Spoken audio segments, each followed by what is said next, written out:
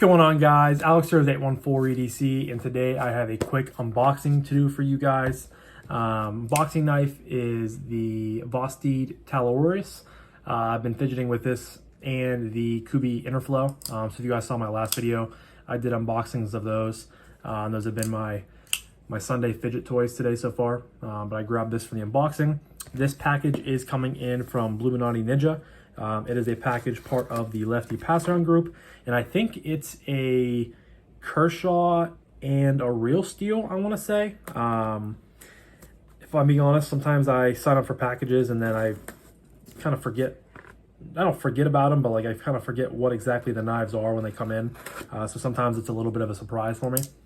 But yeah, so you guys are going to be seeing this probably on Monday or Tuesday. I'm filming this on Sunday, so whenever you guys see this, hope you guys had a good weekend. And you know, upcoming weekend is Memorial Day weekend, so very, very excited. But Bluminati Ninja stickers here. Actually, these are new. I have not seen these yet, so that's pretty cool. Plus, I'm a sucker for like small stickers. I love like 2x2s or whatever this size is. And then Bluminati and Twisted Sis. I'm not familiar with Twisted Sis. I don't know if that's another YouTuber in the EDC world. I'll have to look into that, but a couple cool stickers right there. Toss those off on the side. No, I'm sorry, I apologize. So it is a Kershaw, I was right about that, but it is a Dark Bolt design, which this is the first time I have ever experienced something with Dark Bolt. This is a button lock.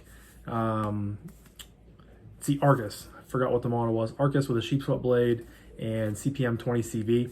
But it has a little button lock, and there's something unique about this model that I can remember hearing about, but I'm not 100% sure what it is. So hopefully I find that out in the unboxing, of course. And the Kershaw box is already opened up, but this is the Layup, which I'm not too sure much about this knife, but I do see it has their Duralock system, which is pretty cool. So I'm excited to check that out.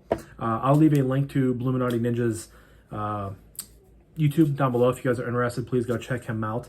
And yeah, let's jump into the Kershaw since it's already opened up. So you guys can see it has some, I'm assuming these are like Grivery or Efron scales.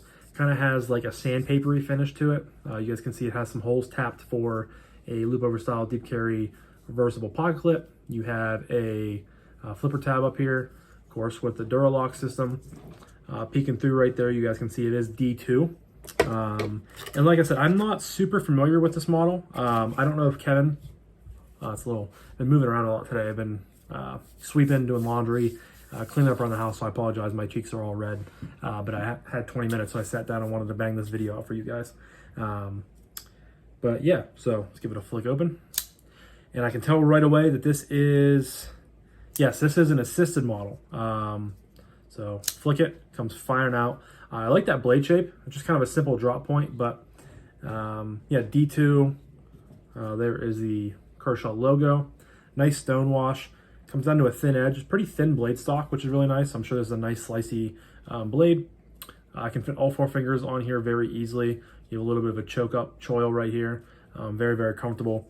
The FRN, I don't really have too many issues with FRN. Like, I know a lot of people kind of hate on it, think it's cheap. Yeah, it is cheap, but like I feel like you always get good value with it. It's just not, not premium feeling, but I've never really had any true issues with it. This texture feels pretty good. It's not overly grippy to where it's going to be, rip it into your hands or anything like that. But it's nice. I definitely don't mind it. Then of course you have the Duralock, but it only goes to halfway. And then of course you have this spring tension right here. So I'm not a huge fan. Like, I'm trying to do the whole, you can give some wrist to it, but it's just going to bounce right back. So I'm not the biggest fan of assisted knives, but I definitely don't mind checking them out every once in a while. I think the last assisted knife I bought was probably the Kershaw Link, I think it was. It's like the dark green aluminum scales, 20 CV blade. I had that early on in my collecting days, and I actually gave that to my dad for Father's Day. And he used it as like his kind of, hard use knife, which is, I think it's perfect use for it. But I mean, assisted knives are definitely cool to check out every once in a while. I'm not a big fan of them for buying them for my own personal collection, but again, when they come across the table for review, I definitely don't mind them. It's very responsive, very snappy. Just bang it right out. you guys can see they're here. So when you're releasing it, drops down, let go of the bar, but then when you go to push on the flipper tab a little bit, it like snaps back into place. That's maybe a hair annoying, but yeah, cool knife. I'm sure this comes in probably sub $75 if I had to guess, but of course I'll do a little bit of research before I do my full review on this. But that is the Kershaw Layup. And then we have the Dark Bolt Designs Arcus sticker. Has a little foam thing on top. And here is the knife. Comes in a little foam pad right there. Put the sticker there and cover it back up with the other piece of foam. And then I'm going to toss this back in the box with the Kershaw. See if I can get these lined up correctly. There we go. And I'm going to keep one of the balloon, well, I'm going to keep two of them. I'll keep one of each. And then I'll toss these other two back in for the next person on this list. So I like to do this real quick because if not, I'll probably just leave it sit here. But I'll toss it down in my box pile. So here is the Arcus. You guys can see it has a flipper tab up top. Looks like a front flipper sticking out of the top right there. Dual thumb studs. It is a mill titanium pocket clip that is righty only. Gray G10 with these cutouts right here. Give it a flip. All right, no blade play, which is really nice. Really like that blade shape, that sheep's foot style blade. First impressions. So yeah, you have a lot more, handle to blade than like the blade to handle ratio is a little bit off. It's kind of deceiving me a little bit, but really comfortable in hand. I really like the way the handle is kind of, curved a little bit down here, straight off the top. You have jimping up on the top. You can kind of use this as a landing choil, but I probably wouldn't because you're so close to sliding onto the blade there. But choked back, very, very comfortable. I mean, pretty solid detent for the thumb flick and the reverse flick. The flipper tab definitely is pretty weak. It's definitely not, it's tuned more towards the thumb studs. You guys can see I'm barely putting any pressure and it's just not doing anything. But honestly, even when you do, because it's a pretty stout little short flipper tab. So even when you do give a lot of pressure, you really don't have like a resounding snap that's coming out of, the flipper action. It's kind of lazy actually. So I definitely do not enjoy that really at all. Push button or light switch. We'll try the front flipper. Works decent. One thing I will say, you do have to be aware of the flipper tab hitting your finger back here, but it seems like that's not, I guess, too much of an issue. I would definitely say out of the three options for deployment, the thumb studs are definitely the best for reverse flicking and middle finger flicking. And that's the hidden feature. So it's a button lock as well as a liner lock. So it's very similar to, what did I just put up? It was a recent review video that I did. Let me look here.